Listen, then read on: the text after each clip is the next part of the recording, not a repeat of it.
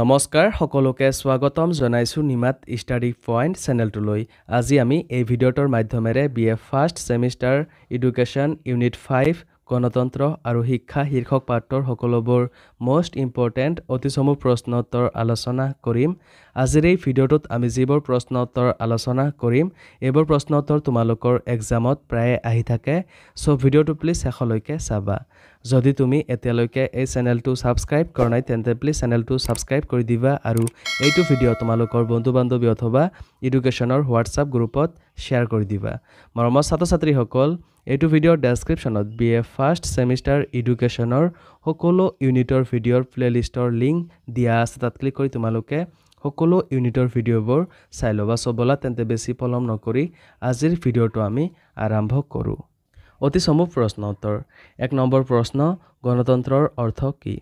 উত্তৰ, গণতন্ত্ৰৰ অৰ্থ হ'ল এনে ৰাষ্ট্ৰ বা চৰকাৰ যিটো সৰ্বসাধাৰণৰ দ্বাৰা নিয়ন্ত্ৰিত আৰু পৰিচালিত হয় আৰু য'ত সকলো মানুহে সমানভাৱে নিজৰ শিক্ষা আৰু ব্যক্তিগত বিকাশৰ সুবিধা লাভ কৰিবলৈ সক্ষম হয়।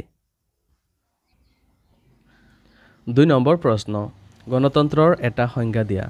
উত্তৰ, আষ্টিন ৰেনিৰ মতে গণতন্ত্ৰ জনগণৰ সাৰ্বভৌমত্ব, ৰাজনৈতিক সাম্য, জনগণৰ পৰামৰ্শ আৰু সংখ্যাগৰিষ্ঠৰ শাসন আদি নীতি অনুযায়ী সংগঠিত হোৱা চৰকাৰৰ এক বিশেষ ৰূপ। 3 নম্বৰ প্ৰশ্ন, ধৰ্মনিৰপেক্ষতাত শিক্ষাৰ দুটা বৈশিষ্ট্য লিখা। উত্তৰ, ধৰ্মনিৰপেক্ষতাত শিক্ষাৰ দুটা বৈশিষ্ট্য হ'ল ক, শিক্ষাৰ ক্ষেত্ৰত জাতি ধৰ্ম বৰ্ণ নিৰ্বিশেষে সকলোৰে সম অধিকাৰ। খ, শিক্ষানুষ্ঠানসমূহক ধৰ্মীয় শিক্ষাৰ পৰা মুক্তকৰণ। মৰমৰ ছাত্ৰ-ছাত্ৰীসকল, ভিডিঅ'টো আগবঢ়োৱাৰ আগতে এটা সুখবৰ তোমালোকৰ বাবে আমি অতি কম মূল্যত মাত্ৰ 49 টকাত BA first semester education complete question answer guide প্ৰস্তুত কৰিছোঁ, য'ত প্ৰতিটো ইউনিটৰ A to Z প্ৰশ্ন উত্তৰসমূহ বিশদভাৱে আলোচনা কৰা হৈছে। যিবোৰ প্ৰশ্ন উত্তৰ পঢ়িলে তোমালোকৰ পৰীক্ষাত 100% কমন পৰাটো নিশ্চিত।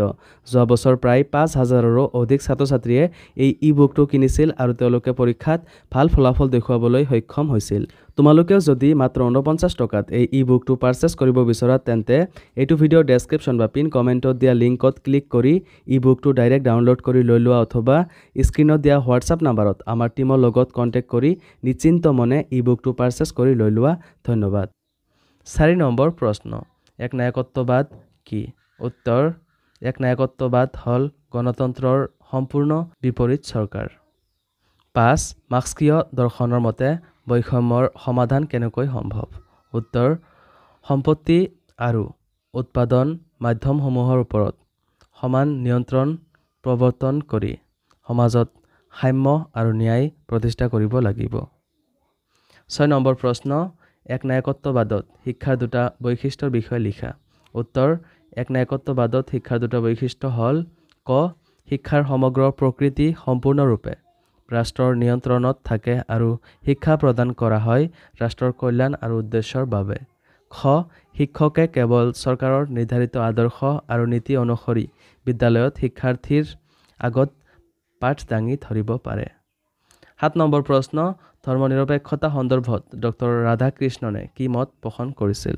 উত্তৰ, ধৰ্মনিৰপেক্ষতাই বুজায় আধ্যাত্মিক মূল্যৰ সাৰ্বজনীনতা যাক মানুহে নানা পদ্ধতি বা নীতি অনুসৰি মানি চলে। এই অৰ্থত ভাৰতবৰ্ষত ধৰ্মনিৰপেক্ষতাই সকলো ধৰ্মক সমানভাৱে মৰ্যাদা দিয়া বুজায়।